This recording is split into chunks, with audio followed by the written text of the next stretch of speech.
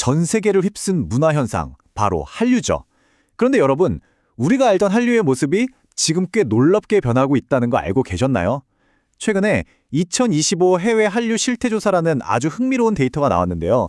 오늘 이걸 보면서 한류가 지금 어디쯤 와 있고 또 어디로 가고 있는지 한번 제대로 파헤쳐 보겠습니다. 자, 보통 한류 하면 뭐가 가장 먼저 떠오르세요? 아마 대부분 K-팝이나 K-드라마 이걸 생각하실 텐데요. 근데 이제 그 공식이 깨지고 있습니다.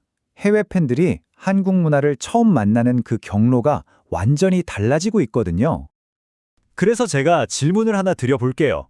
지금 이 순간 전 세계 사람들이 한국 문화를 가장 먼저 그리고 가장 많이 경험하는 분야가 과연 뭘까요? K-팝일까요? 아니면 드라마일까요? 놀라지 마세요. 정답은 바로 음식입니다. 네, 바로 이 먹음직스러운 치킨 같은 한식이요. 이제는 한식이 한류의 가장 강력한 첫인상이 되고 있다는 건데 이거 정말 의외의 결과 아닌가요? 이게 숫자로 보면 더 와닿았는데요. 한류 소비자 중에 무려 76.6%가 한국 음식을 경험해봤다고 합니다. 이번에 조사한 모든 한류 콘텐츠 중에서 제일 높은 수치예요. 단순히 경험만 많이 해본 게 아니에요. 여기서 진짜 재밌는 건 가장 좋아하는 한류 분야를 꼽으라는 질문에서도 한국 음식이 53.7%로 당당히 1위를 차지했다는 겁니다. K-팝을 제치고 이제 명실상부한 한류의 대표 주자가 된 거죠. 한류의 변화는 여기서 그치지 않습니다. 우리가 흔히 알던 미디어를 넘어서서 이제는 우리 일상생활 아주 깊숙한 곳까지 파고들고 있어요. 여기 이 두 이미지가 그 변화를 딱 보여주는 것 같아요. 넷플릭스 같은 걸로 콘텐츠를 보는 것에서 K-뷰티 제품을 쓰는 것처럼 한류의 중심이 라이프 스타일로 옮겨가고 있는 거죠. 데이터를 좀 더 자세히 볼까요? K-뷰티 인기는 어느새 전체 3위권에 자리를 잡았고요. 웹툰이나 게임에 쓰는 시간도 한 달 평균 2시간 넘게 확 늘었습니다.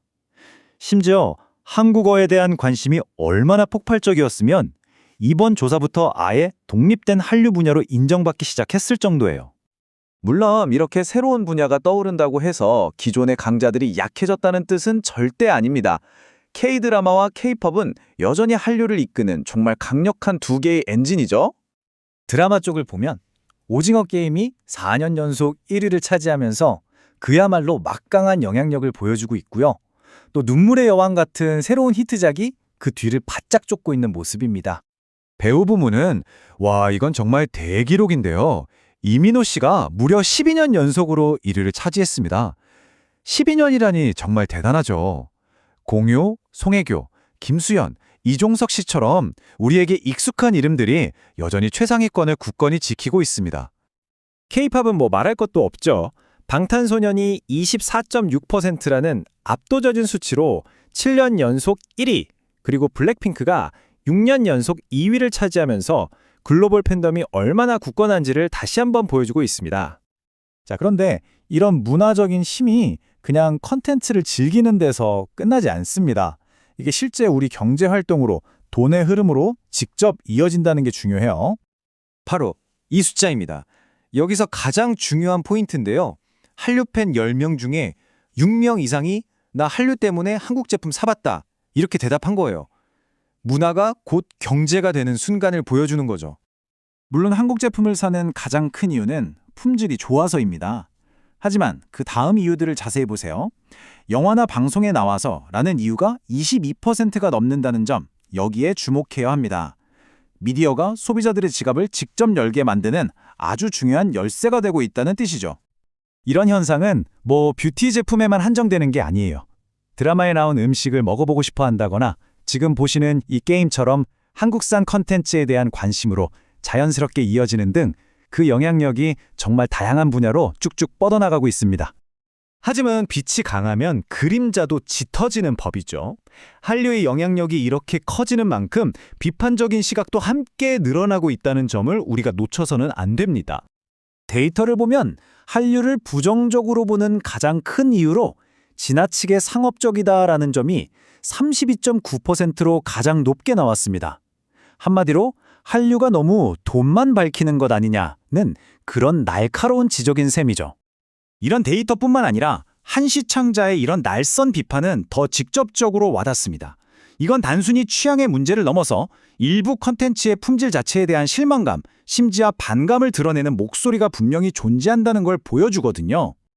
자, 그럼 지금까지 살펴본 내용들을 바탕으로 한류의 현재를 정리해보고 앞으로는 어떻게 될지 한번 생각해보는 시간을 갖겠습니다.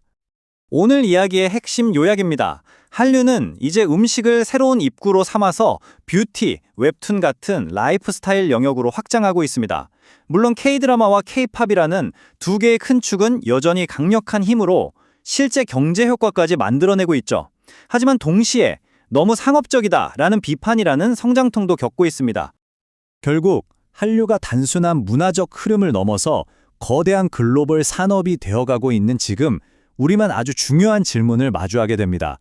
과연 한류는 이 거대한 성공 속에서 초심, 즉 자신만의 창의적인 영혼을 잃지 않고 계속 나아갈 수 있을까요? 이 질문에 대한 답을 우리 모두가 함께 고민해 봐야 할 때인 것 같습니다.